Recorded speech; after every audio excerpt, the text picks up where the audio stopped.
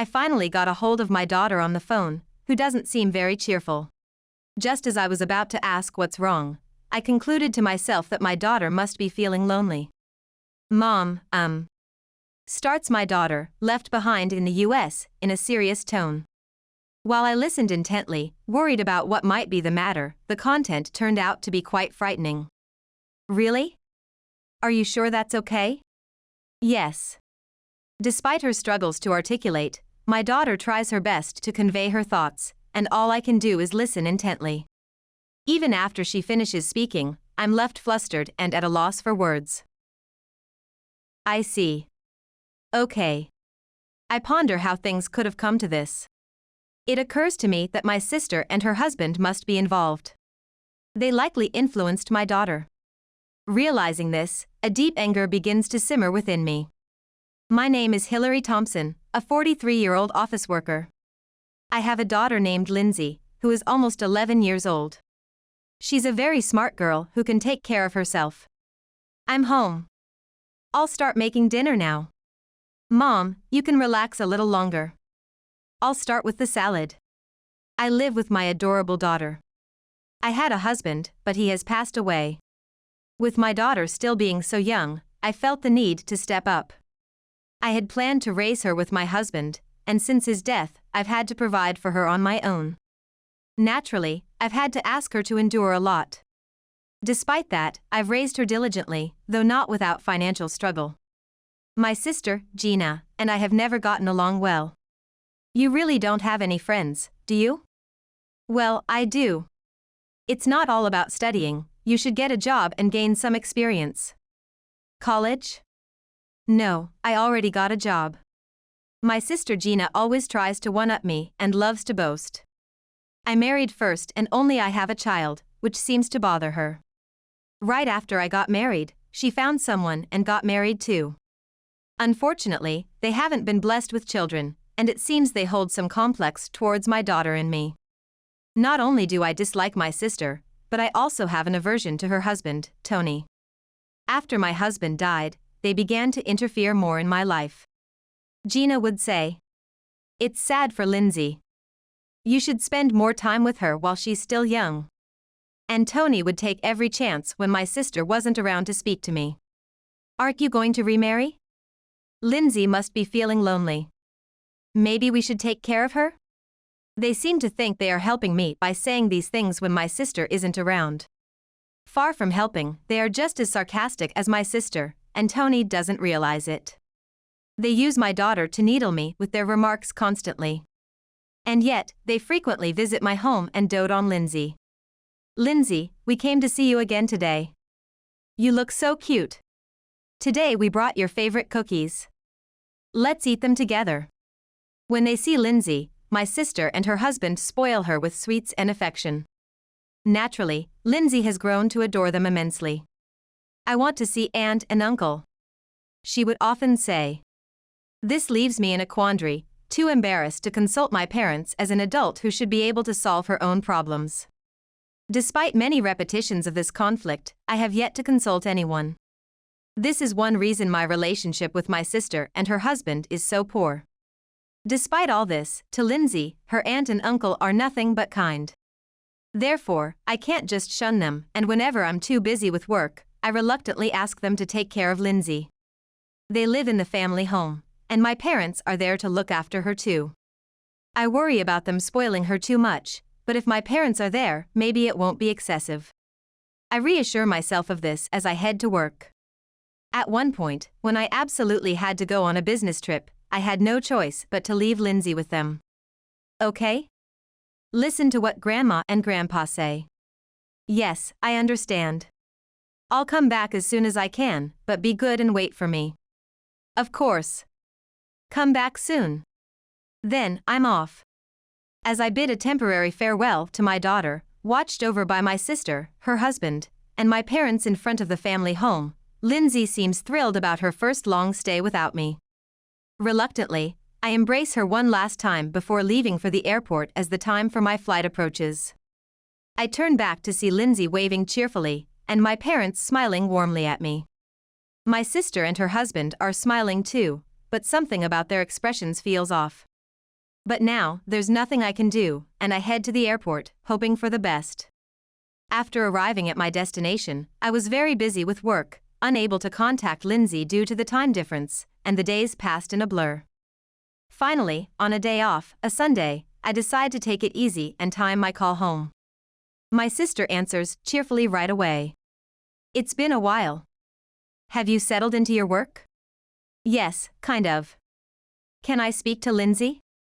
Well, you could talk to me a bit more, couldn't you? We're sisters, after all. My sister approaches me with an unusually cheerful and familiar demeanor. It might seem odd to call a sister too familiar, but traditionally, we haven't been very close. Her friendly manner of speaking feels unsettling to me. That's true, but I really want to talk to Lindsay. That's so rude. But fine, if you insist, I'll let you talk to her. The way she speaks from a position of authority irks me, but I try not to mind since I just want to talk to my daughter. Hello? Mom? When Lindsay finally comes to the phone, she doesn't seem very cheerful. I'm about to ask what's wrong, assuming she must be feeling lonely. Hello, Lindsay? Sorry, I couldn't call sooner. Are you okay? Yes. Even when I try to sound cheerful, Lindsay doesn't seem to brighten up. Just when I start to worry if something is wrong, she says something astonishing. Mom, I have a request. A request? What is it? Hearing my daughter's serious tone for the first time, I stiffen. As I nervously await what she will say next, Lindsay continues. Well, I want to be a child of my aunt's family. What? I'm completely taken aback by my daughter's sudden statement. No matter how many times I replay her words in my mind, I can't comprehend them. As I ask her to repeat herself, the same words come back. My hands start shaking, and I am overcome with emotion. Really? Lindsay, do you really want to become a child in Aunt's family? Yes. Having raised my beloved daughter alone since my husband's passing, hearing this sent me into a panic. My throat tightened, and I even developed a headache as I floundered for a response. Why? Do you dislike being with Mom? Immediately, she began to speak in a plausible-sounding manner, refuting my concerns. I don't have a dad, right? But if I become Aunt's child, I would have a dad. Yes. Also, from Grandma's house, school is closer, and there's always someone around. One by one, Lindsay laid out her reasons for not wanting to live with me anymore. The final words she spoke hurt me more than anything else. They said I could be happy there. I couldn't believe my ears. From her tone, it sounded as if she wasn't happy with me. Indeed, since my husband died, I haven't spent as much time with her as I'd liked. Still, I thought I was doing my best and that we were happy. To think I might have been mistaken shook me deeply. Becoming Aunt's child means you won't live with Mom anymore, you know? Yes. You won't be Mom's child anymore? Yes. Are you okay with that, Lindsay? Yes. I'm going to Aunt's. No matter what I said, my daughter only responded with yes. I tried to persuade her otherwise, but she remained steadfast. She never wavered in her resolve, showing a very strong will. Should I support her decision? Was living with me that unpleasant for her? As I pondered this, I became overwhelmed with sadness. If this was truly what she wanted, perhaps there was only one course of action for me. I see. I understand how you feel, Lindsay. Can you put Aunt on the phone? As soon as I said that, Lindsay switched the call to her aunt. Even without seeing her, I could tell by her breathing that my sister was smirking. It was you who put these silly ideas in her head, wasn't it? Oh, scary. But think about it. You know how much we love children, right? Yes, I do. And what's your point? Well, I can't have children, you know? Her tone suggested I was slow to understand, which irritated me. What did that have to do with filling my daughter's head with ideas? But I just couldn't think of taking in someone else's child, and Lindsay has been so dear to me, always clinging to me, that I just wanted to take her in. I was speechless. Just for that, just because of my sister's whim, my daughter decided she wanted to live with her? I didn't know what my sister had told her, and I doubted she would give me a straight answer now. At the same time, I thought, if Lindsay could truly be happier living in a household with a father, perhaps I should step back. That thought struck me with genuine force. But it's not so easy to just let go of my daughter. All the time we spent together, the love I have for her, wanting to love her enough for both her father and me, all these feelings jumbled up inside me, making it hard to decide. While I wrestled with this, my sister stayed silent on the other end of the line, probably smirking as she waited for my response. Even knowing this, I didn't want to make a decision.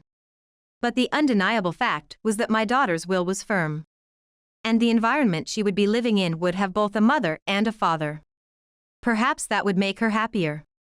Thinking this, a tear rolled down my cheek. I took a deep breath, steeled myself, and said clearly to my sister, "All right.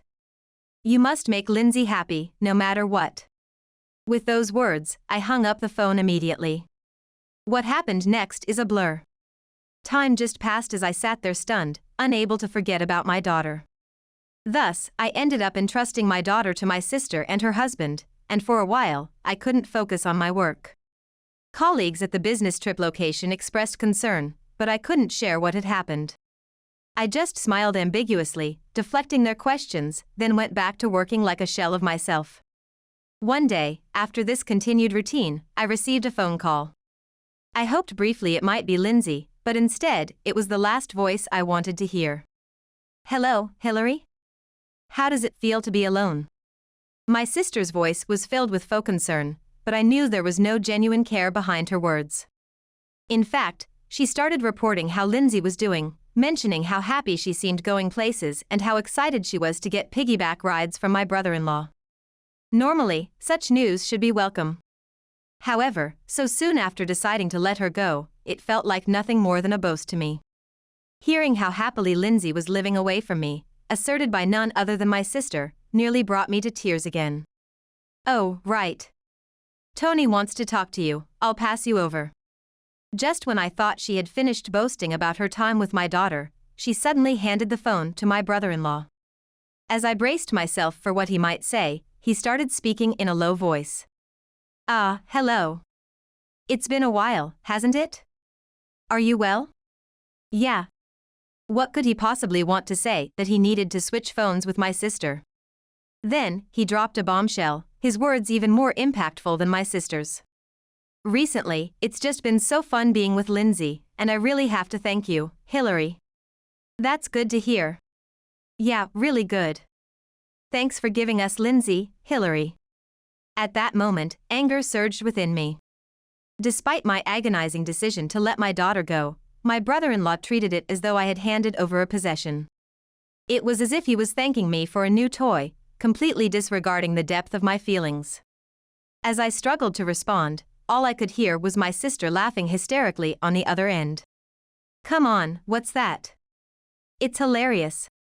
"What, did I say something funny?" "You're unbelievable." "But hey, at least you said thank you." "Well, of course. Because thanks to Hillary giving us Lindsay, we're having so much fun." Their insensitivity left me dizzy. Then, my brother-in-law's supposed advice delivered the final blow. "But really, it's selfish to give up your precious daughter. I thought you, Hillary, were more thoughtful." Hearing my brother-in-law's uncontrollable laughter, my mood worsened even further. He seemed to genuinely believe that his words were out of concern for me. The frivolity of it all was infuriating. Unable to endure it any longer, I quickly hung up the phone. Following this incident, I decided to sever ties with my daughter. I resolved to forget she ever existed and to live alone forever from now on. Perhaps driven by this resolution, I was able to finish my work smoothly. After completing my overseas business trip, I returned to a hollow home without my daughter or husband. However, Lindsay's belongings were still there, making her presence felt. Lacking the energy to clean up, I headed straight to the bedroom to recover from the trip's fatigue. Passing by Lindsay's room, I imagined she was there. "Come on, Lindsay. If you don't go to sleep now, you won't be able to wake up tomorrow." "But I'm almost done with this book." Shaking my head vigorously to dispel the fantasy, I dove into my own bed. The business trip had been extended, so I had a few days off upon my return. For now, I focused on sleeping and shut my eyes tightly. Days later, my parents called me. I initially didn't feel like answering, but they kept calling, so I reluctantly picked up. "Hello, heard you just got back from your trip. Well done."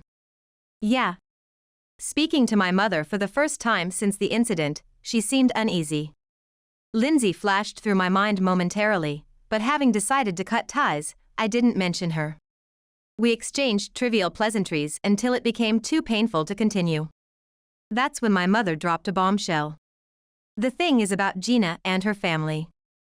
They took Lindsay in for the subsidy money. What? Caught off guard by this revelation, I took a moment to process the information and felt aghast. Armed with this confession from my mother, my anger reignited. I asked her for more details. Reluctantly, she explained everything, and I remembered all the things my sister and her husband had said. Just for that, they had planned to take my daughter? To think they had coerced her to leave me filled me with unbearable frustration. I couldn't let this stand and resolved to do everything in my power to get Lindsay back.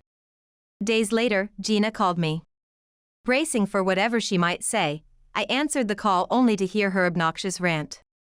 "Raising Lindsay is harder than I thought, you know? What's going on? What do you want? You're so clueless. Lindsay is a handful, so we need some money." Despite their motives for taking Lindsay being subsidy-related, I couldn't fathom their reasoning. They had volunteered to take her, yet how could they think like this? I felt a vain throb as I struggled to maintain my composure. Losing my temper wouldn't help me achieve my goal of getting Lindsay back. I listened calmly as my sister revealed that both she and her husband were reckless spenders and gamblers. It turned out they were using the money meant for Lindsay's upbringing on gambling. As I silently listened, my sister began rambling incoherently. "We needed this.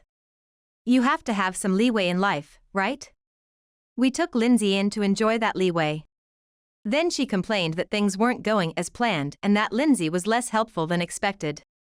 Each complaint only fueled my disgust, but I patiently listened, looking for an opportunity to act. Perhaps enjoying my silence, Gina slipped up. "By the way, remember when you were overseas? The talk about taking Lindsay in?" "Yeah, well, that's fine. Remember what Lindsay said on the phone?" "Of course, I do. I can't forget." Just recalling it made my blood boil, but now wasn't the time to lose control. However, Gina, oblivious to my feelings, dropped another bombshell. Lindsay saying she wanted to stay with us was all part of our plan.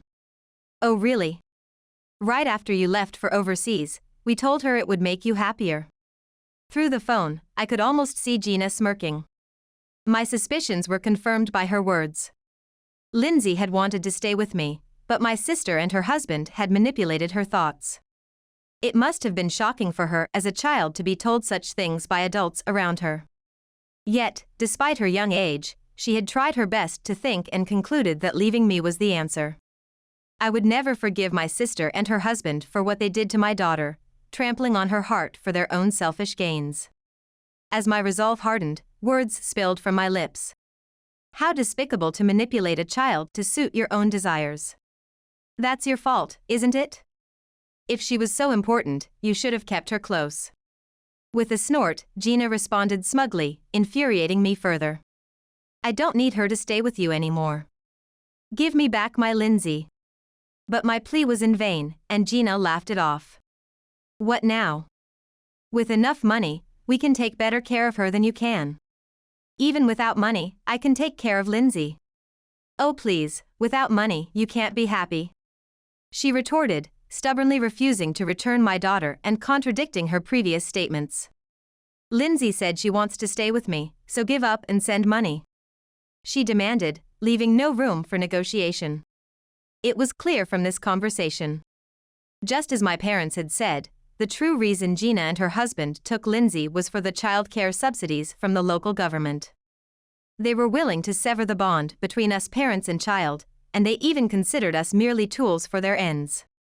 Ashamed that I hadn't seen through their intentions, I clenched my teeth in frustration as Gina continued to beg for money. "Come on, just a little. Just a few hundred for Lindsay's education, give generously, okay? To such an outrageous request, I firmly responded. I cannot entrust my precious daughter to someone like you. At that, Gina, who had been smirking just moments before, became furious. What, you're so stingy? Don't you love your own daughter? You could at least give us the child support.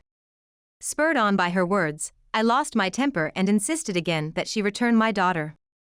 However, Gina ignored my words and hung up the phone, fleeing from the conversation. It was clear that Lindsay's behavior had been influenced by what Gina had told her. Relieved to understand this, I fondly remembered the happy times with my daughter. I was determined to reclaim those moments. With that resolve, I set out to act. Several days later, to retrieve my daughter, I returned to my parents' house for the first time since we had parted before my overseas trip. Hearing at the house before entering, it seemed that my sister and her husband were out, although I wasn't sure if my daughter was with them. Still, I expected my parents to be there, so I used my key to enter. Inside, the house was more disheveled than I had ever seen, and my elderly parents were breathlessly managing the household chores amid the chaos. What is this? What happened here? As I rushed over in shock, my parents looked at me with deep relief. Ah, you're here. As you can see, they do whatever they want. Why did you let it get this bad? It looks like a trash house, right? We tried to caution them at first, but they wouldn't listen. Such a mess. Not only my parents and sister's family lived here, but my daughter as well. Garbage was scattered everywhere, and a foul smell lingered. Clothes were strewn about, and various items cluttered every space. I had never seen my family home in such a terrible state. I couldn't believe my daughter would see this and do nothing. But perhaps she had been influenced by my sister and her husband and had come to accept this situation. While I helped my parents clean up, my sister, her husband, and my daughter returned home. My sister looked utterly displeased to see me, but as my daughter caught sight of me, her expression twisted in distress. I flinched for a moment, thinking she hated me, but then she began to cry and ran toward me with her arms wide open. I want to go back to Mom's place. She clung to me, sobbing loudly. I hugged her tightly, feeling the warmth of my daughter that I had missed so much. It was still as warm as I remembered, that warmth clinging to me as she cried. My heart squeezed tight, I hugged her repeatedly, apologizing over and over. Seeing this, my sister and her husband began to panic, looking at each other bewilderedly. Holding my precious daughter, I was certain I hadn't been wrong. Give me back my daughter. I said it simply, and my sister and her husband scowled in unison. Then, unbelievably, my sister stepped forward, arms crossed, and said, "If you want her back, pay us." I clenched my fist at such an absurd demand. Clearly, they didn't care about my daughter, they just wanted money. Indeed, that was probably all it was. I asserted the obvious. Unfortunately for you, I have the custody rights to Lindsay. Luckily, or perhaps regrettably, my sister and her husband hadn't legally adopted her. What that meant legally was that Lindsay was not their child. Just knowing that Lindsay was in my arms gave me a sense of strength. So, unlike before, I calmly informed them of the fact. However, they stubbornly refused to accept my statement and even argued back. It's not about that. A home without a father is worse than ours. That's right. Lindsay is better off with me around. Their baseless assertions showed their desperation. Their shallow thinking had led to this panic, and I was utterly dismayed. But I wasn't about to let it go, I was determined to fight this thoroughly. Perhaps feeling overwhelmed by seeing their parents intervene between us, they exploded. Enough. You took Lindsay in for the money, didn't you? Don't ever cross our threshold again. My parents shouted in anger. Scolded by the very parents they thought were allies, my sister and her husband found themselves without support. Realizing they were at a disadvantage, they just turned red and began to rage. We don't have kids. It's natural for a younger sister to yield to her elder. All that for just a bit of money. It's all good. Seeing my daughter frightened by my sister's family, I lifted her up. We couldn't stay here any longer. No matter what we said, my sister and her husband would never accept it. If they were going to change their minds, it wouldn't have come to this. As we prepared to leave, my sister confronted Lindsay. "Lindsay, you want to stay with us, right?" Trying to affirm her will, but Lindsay just looked at them and quickly replied, "I want to be with Mom." A definitive answer. But my daughter didn't stop there. Grandma's house is dirty, and all they do is complain. They ignore me and are always angry. But Mom cleans the house and talks to me a lot. I'm happier with Mom. Plus, Uncle is creepy. Stunned by her candid response, my sister and her husband were speechless. After a moment of silence, they turned red again and tried to grab Lindsay. But I wouldn't allow it, keeping her safely in my arms. You can't deny what Lindsay just said now. Why not? She's just saying that on her own. How can you be so sure in this filthy house? This mess is the truth. As I looked around the house, indicating the chaos, my sister and her husband became incensed. Probably unable to bear being contradicted by someone they had looked down on, but without any plan, my sister suddenly ran towards us. Trying to forcibly take Lindsay, I simply dodged, and she fell, unable to brace herself, and hit the floor hard. Ouch. Gina, are you okay? I'll call an ambulance right away. As my sister writhed in pain and my brother-in-law, unable to leave her, called for an ambulance, I glanced at them and left the house with Lindsay. Later, I heard from my parents that, true to their words, they had kicked out my sister and her husband. They were planning to get child support money by using Lindsay, but without money, they ended up lost. Despite their situation, they continued to call, always trying to elicit sympathy with their self-serving tales. Just a little money, please. I want to see Lindsay. Can't we just meet for a bit? But I ignored all of it. This ordeal made me lose my daughter once. That's why from now on, I'm determined to face her and live properly. Recently, we've been talking more than ever, sometimes visiting my parents and enjoying our time together. No matter what happens, I'm determined to live my life with my daughter.